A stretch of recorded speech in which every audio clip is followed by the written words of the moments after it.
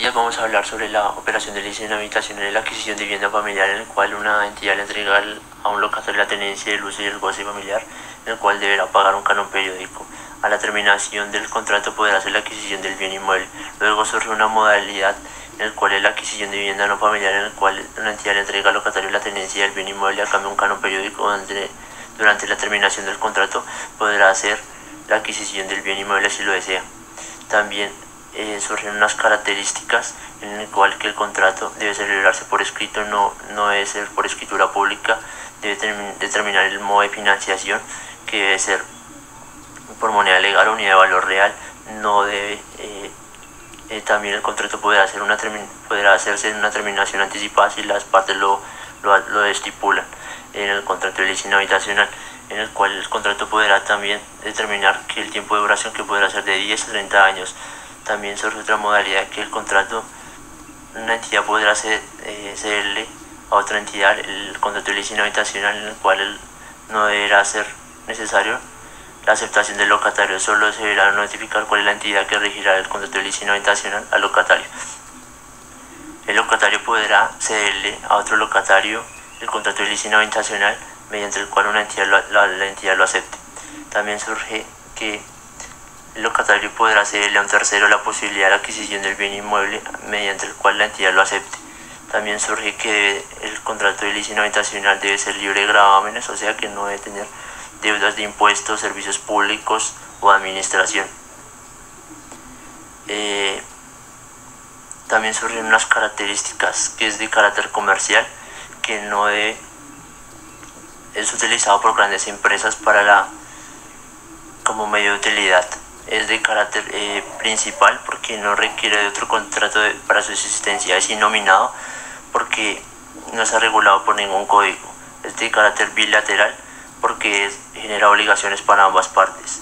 Es oneroso porque genera una obligación al locatario de dar un canon periódico durante un tiempo establecido, o el pago de la adquisición del bien inmueble a la terminación del contrato de licencia habitacional. También es de tracto sucesivo, se va perfeccionando con el tiempo según las partes. También es de carácter consensual, que es según de la voluntad de las partes. Ya. También hay otra característica que es también de carácter bilateral, que genera obligaciones para ambas partes.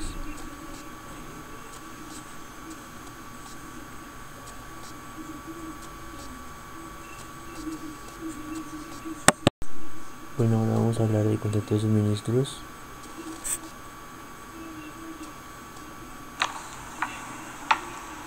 El contrato de suministro es un contrato comercial que consiste en que, por un lado, hay una parte que se obliga a cumplir una oferta de otra en forma independiente de prestaciones periódicas o continuadas de cosas o servicios a cambio de un pago contra la prestación.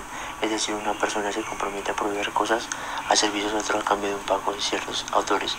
Ven ese tipo de contrato como una compraventa de larga ejecución, prolongándose por un tiempo futuro. Un ejemplo de un contrato de suministro es si contrata a una empresa para que se provea telas a un taller de confección de ropa. Este contrato se encuentra regulado por el Código de Comercio a partir del artículo 968 a 980, respecto a la cuantía del suministro, si las partes no lo establecen en el contrato, ya sea por todo el contrato o para cada prestación. Se llena este vacío siguiendo las siguientes reglas.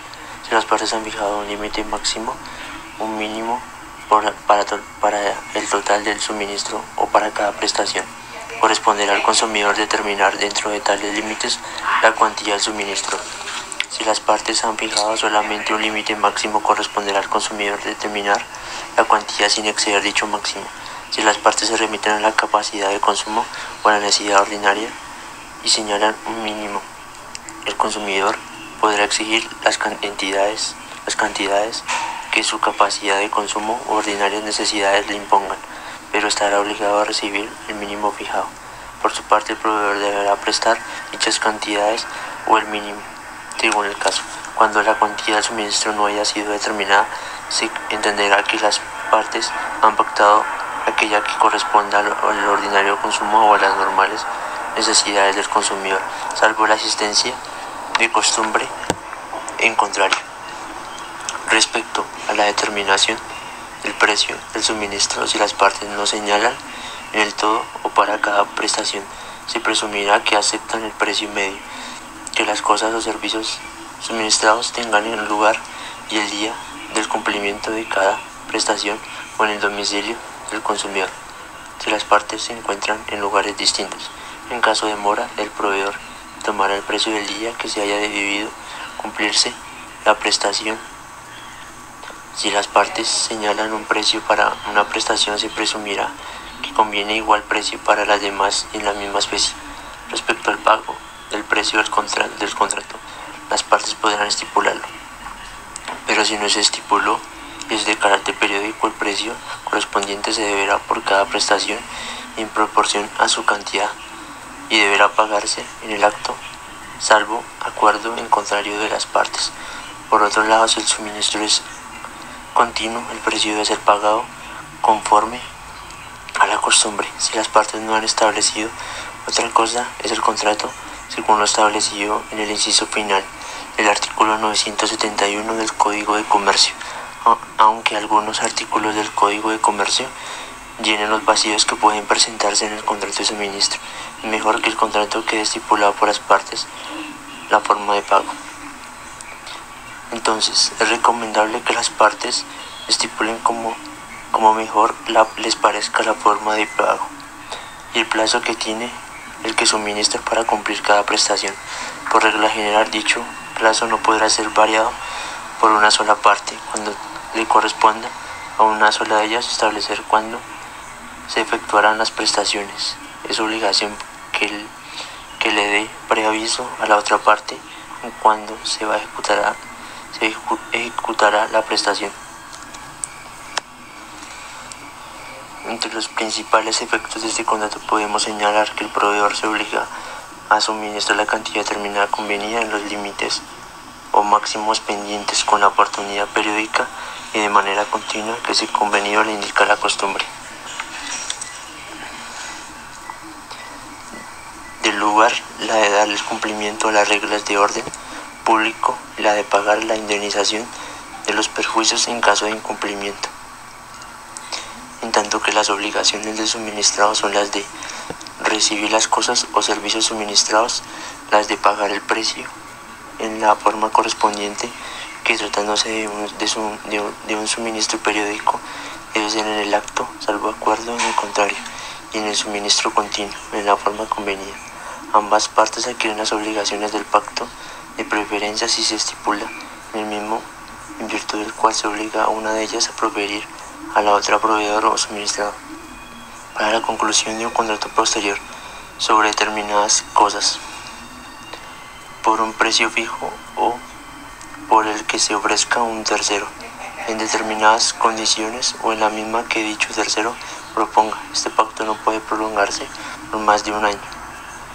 En el evento que la preferencia se conceda a favor de quien esté ejecutado un contrato de explotación económica, el plazo se empezará a contar desde la terminación del contrato de ejecución, donde la estipulación de preferencia puede provenir del consumidor o bien del proveedor.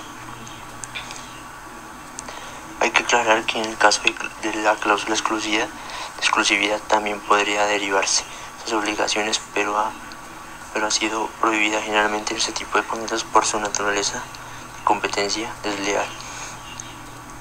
Si en un contrato de suministro se pacta la cláusula de exclusividad a favor del proveedor, la otra parte no puede obtener prestaciones de la misma naturaleza provenientes de terceros y proveer con medios propios a la producción de los bienes o servicios objeto del contrato, salvo estipulación en contrario. Si la cláusula de exclusividad se pacta en favor del beneficiario del suministro, el proveedor no puede, en la zona que comprende la exclusividad y durante la vigencia del contrato, directa e indirectamente, cumplir a favor de otros beneficiarios de la misma naturaleza de aquellas que son objeto del contrato.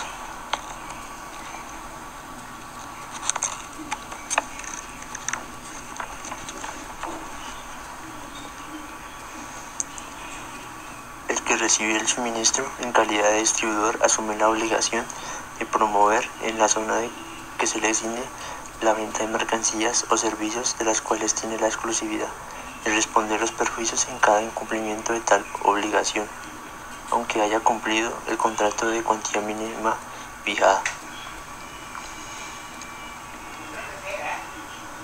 Este contrato suele terminarse por vencimiento de plazo fijado o por terminación unilateral del contrato de duración indefinida, dando preaviso en el término pactado o establecido por la costumbre, o en su defecto por una anticipación acorde a la naturaleza del suministro, o por terminación unilateral en caso de incumplimiento de alguna de las prestaciones, sea del proveedor o del suministrado, sin perjuicio de la indemnización. Las características. Primeramente, la característica fundamental de este contrato es de carácter bilateral, ya que tanto la persona encargada de suministrar los bienes y servicios como la persona que se beneficia de dicho suministro tiene obligaciones. La primero, como naturaleza de contrato lo indica, de proveer bienes y servicios encargados a la fecha establecidos en el contrato, y la de otra parte, por los bienes y servicios suministrados.